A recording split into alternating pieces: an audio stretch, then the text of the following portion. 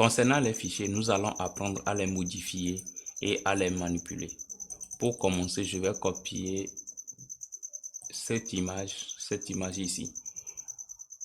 Pour vous montrer, il y a plusieurs manières de faire sur un ordinateur.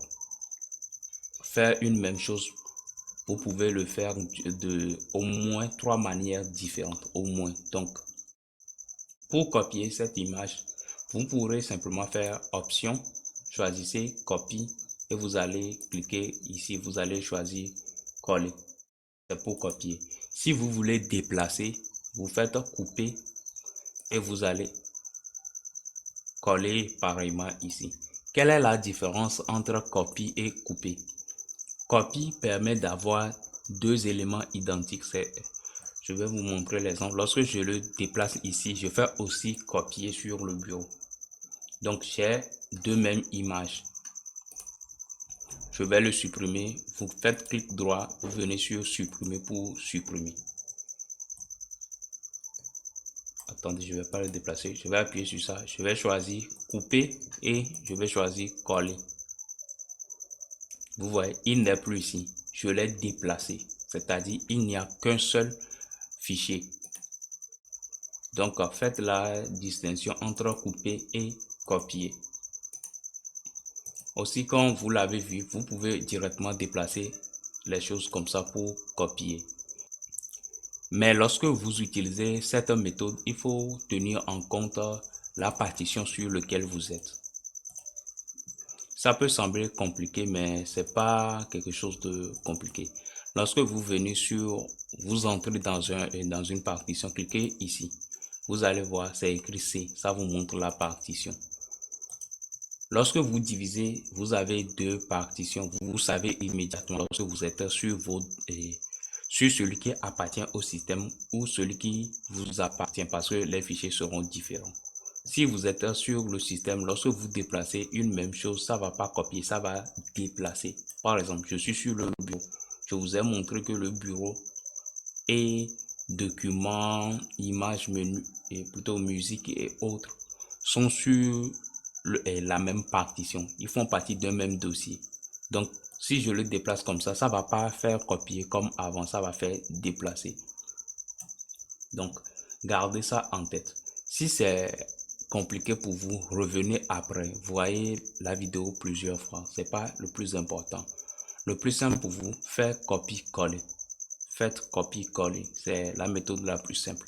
Après, je vais vous montrer des raccourcis pour aller beaucoup plus vite. Aussi, ce qui va nous intéresser ici, je reviens sur cette partie.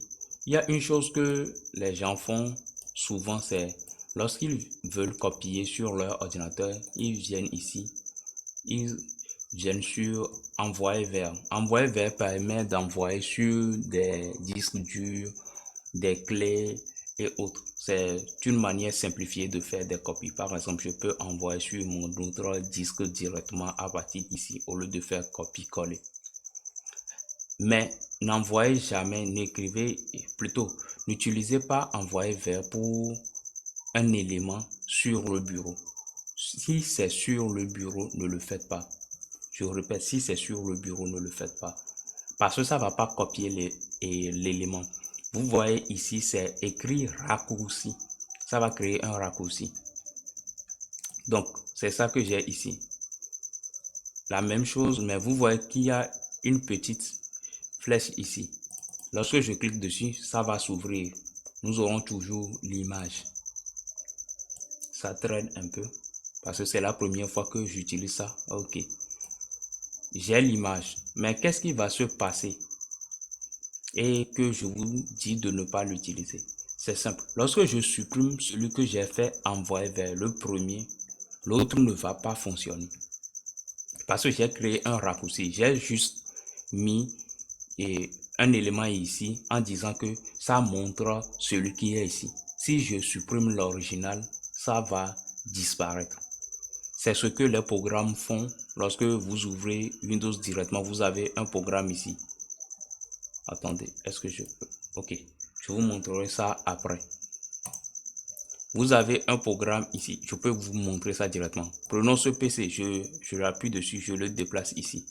ça va créer un raccourci. Ça me permet directement d'accéder à ce PC, mais c'est pas lui-même qui est là. C'est comme ça pour le programme. Les programmes que vous allez installer, ils vont s'afficher ici, mais ne seront pas ici. Ça peut avoir l'air compliqué, mais ne vous en faites pas. Revoyez la vidéo et vous allez comprendre facilement si ça vous dérange. Cliquez. Normalement, lorsque vous envoyez... Non, laissons ça pour l'instant. Ça peut être assez encombrant. Pour la vidéo suivante, nous allons approfondir ça. Mais gardez en tête que lorsque vous faites envoyer vers le bureau, ça crée un raccourci. Je vais supprimer celui-ci. Vous allez constater que l'image, ça ne s'affiche plus. Ça me demande de supprimer le raccourci parce que l'original n'est plus là. Ok. Je vous ai déjà montré ça. La corbeille. Lorsque vous entrez dans la corbeille, tout ce que vous venez de supprimer se retrouve dans la corbeille.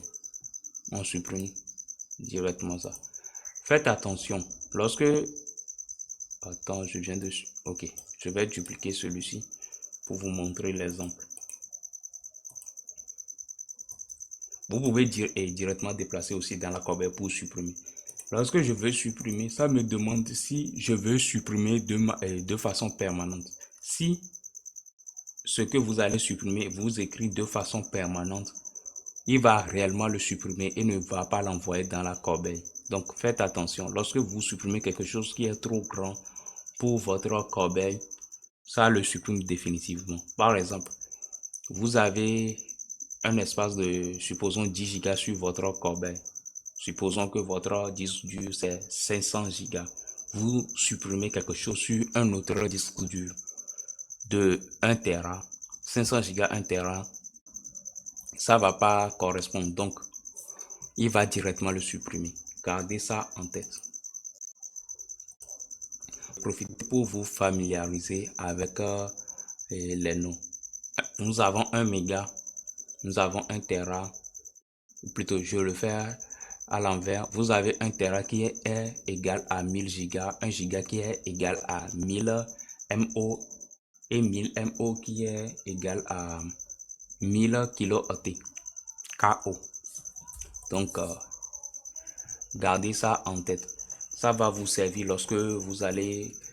En fait, ça va vous servir pour tous les composants de l'ordinateur, même sur des clés, surtout pour des clés des disques durs externes. Qu'est-ce qui reste encore? Je vous ai montré comment faire la copie, les autres options. Attendez, je crée un nouveau dossier. Profitez en même temps pour observer ce que je fais parce qu'il y a des choses que je ne vais pas commenter parce que j'ai pas le temps, mais je vais vous montrer. Donc, ici, nous avons le menu contextuel. Généralement, ça se présente comme ça sur le bureau, mais lorsque vous cliquez sur un élément, ça change. Donc, ça dépend de ce que vous allez choisir de faire. Lorsque vous cliquez sur celui-ci permet d'avoir accès à un certain nombre de fonctionnalités. Mais qu'est-ce qui va nous intéresser? Lorsque vous choisissez choisir comme arrière-plan du bureau, ça permet de changer le fond. Ça va directement changer. Voilà. Donc, vous pouvez utiliser modifier, ça va l'ouvrir pour que vous modifiez le fichier sur lequel vous avez cliqué. Les autres éléments ici permettent d'analyser avec un antivirus. Propriété de vous permet de choisir des éléments par défaut et de modifier quelques trucs, mais c'est pas important ici. Ce qui va nous intéresser, c'est modifier. Je vous avais parlé lorsqu'on était sur l'application. Je ouvre application. Nous avons application par défaut. Je vous avais dit, ça a donné des indications à quel programme fait quoi. Ici, lorsque vous appuyez sur modifier, ça vous permet de choisir quel élément va ouvrir les images. Vous allez l'utiliser par défaut.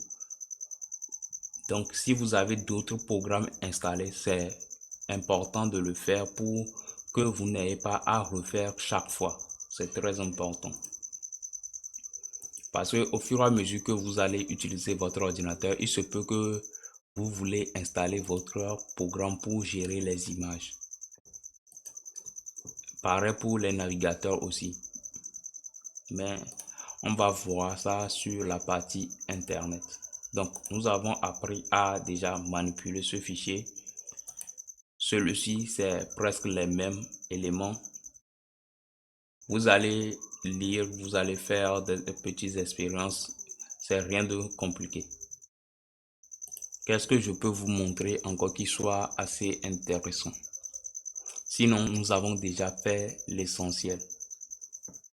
Oui, je voulais vous montrer les médias. Nous n'avons pas encore parlé des médias. Ça, c'est assez simple à voir. Lorsqu'on parle des médias, on parle de tout ce que vous pouvez lire sur votre ordinateur. Ça peut être des musiques, des vidéos, des audios. Ça fait généralement référence à ça. Donc, gardez ça en tête. Ici, j'ai pas de musique, j'ai pas de vidéo, mais j'ai que cette image. Mais ça nous permet largement de vous montrer ce que les choses importantes. Donc, je vais dupliquer celui-ci aussi. Et ok, c'est fait. Nous allons parler d'un menu qui est ici. On appelle ça le ruban. Vous cliquez dessus et ça va s'allonger. Il y a beaucoup plus de données là, ou bien plutôt d'options dessus. Vous voyez. Vous pouvez à partir d'ici modifier l'image sur votre bureau directement. Il y a beaucoup de choses. Vous allez lire, il y a trop de choses sur le Windows. Je ne peux pas tout vous montrer, c'est à vous de faire des expériences. Vous allez venir ici, vous allez cocher extension des fichiers. Quelle est la différence? Je décoche. Voyez bien les fichiers ici, la fin. Lorsque je coche, vous allez voir qu'il y a un point et 3 lettres qui apparaissent. Par exemple, ici, TXT, .jpg et JPG. Donc, c'est le format des médias, c'est-à-dire ça permet à Windows de connaître ce que vous allez ouvrir et il va choisir le programme qui convient. Mais il y a aussi une chose qui peut vous, comment je vais dire ça, vous tromper, c'est lorsqu'on modifie les extensions, on appelle ça les extensions, les 3 lettres. Je vais les modifier pour vous faire comprendre ça. Ici, nous avons bien une image, mais je vais changer ça pour lui faire croire que j'ai une vidéo. Une vidéo, c'est MP4. Il y a plusieurs formats pour un élément. À vous de voir comment est-ce que vous allez, et au fur et à mesure de l'utilisation même, vous allez connaître ça peu à peu. Mais pour la vidéo, généralement, vous avez MP4. Pour l'image, vous avez JPEG ou bien JPG, PNG. Pour les documents, vous avez PDF, et TXT et autres. Donc, c'est assez simple. Pour la musique ou bien les audios, vous avez MP3. Il y a bien d'autres extensions, mais vous allez voir ça après. Ou bien vous pouvez faire des recherches sur le net. Ce qui va nous intéresser ici, c'est lorsque je clique dessus, vous voyez que ça me demande lecteur média, c'est pour lire les vidéos. Ce média, c'est pour lire les vidéos ou bien les sons, mais pas pour les images. Mais ça se comporte comme tel. Lorsque je clique sur un test, ça m'ouvre quelque chose que je peux saisir. Je vais l'enregistrer. Je refais la même manip. Cette fois-ci, je vais encore mettre MP4. Vous allez voir comment est-ce qu'il va se comporter.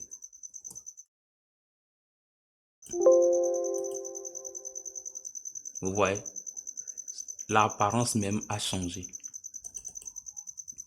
Et il va essayer toujours de l'ouvrir. Comme il croit que c'est une vidéo, il va l'ouvrir comme une vidéo. Donc, faites attention à ça. Vous pouvez avoir des virus dont le nom serait un peu bizarre. C'est-à-dire, vous allez avoir .mp4 et .exe. Je vais vous écrire ça. EXE, exe. C'est le format des programmes sur Windows. Exe et plutôt. Vous pouvez avoir aussi MSI comme format d'exécutable. Ça vous dit que c'est un programme, ça va faire quelque chose. Ici, c'est ne pas enregistrer. Cela, c'est généralement pour une lecture. Vous allez voir les vidéos, jouer des musiques et autres. Donc, c'est ce que je vais vous montrer pour cette vidéo. C'est assez simple, ne vous prenez pas trop la tête. Revoyez la vidéo plusieurs fois parce que j'essaie de vous donner le maximum de choses en peu de temps tout en restant clair. Ça peut être un peu touffu si vous le faites à la suite. C'est-à-dire vous regardez les vidéos à la suite, revoyez les vidéos plusieurs fois. Il y a certaines choses que je dis, je prends en compte que vous allez finir la formation, revenir dessus pour comprendre parce que il y a beaucoup trop de choses à apprendre. Donc, je vais m'arrêter ici pour les médias. Parce que je pense pas qu'il y a autre chose à faire. Je vous avais appris à faire quoi? Ouais, extension, reconnaître application par défaut. Ok, il reste comment est-ce que vous allez pouvoir zipper. Où est-ce que j'ai mis ça? Ok, voilà.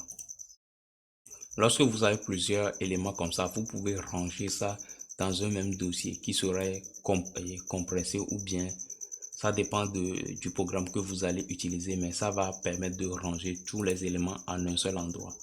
Vous allez sélectionner tout, c'est-à-dire vous faites clic gauche, vous appuyez et vous sélectionnez, c'est-à-dire vous allez simplement déplacer la souris. Vous faites envoyer dossier compressé. Windows n'a pas pu ajouter ou ok, il n'y a pas de souci.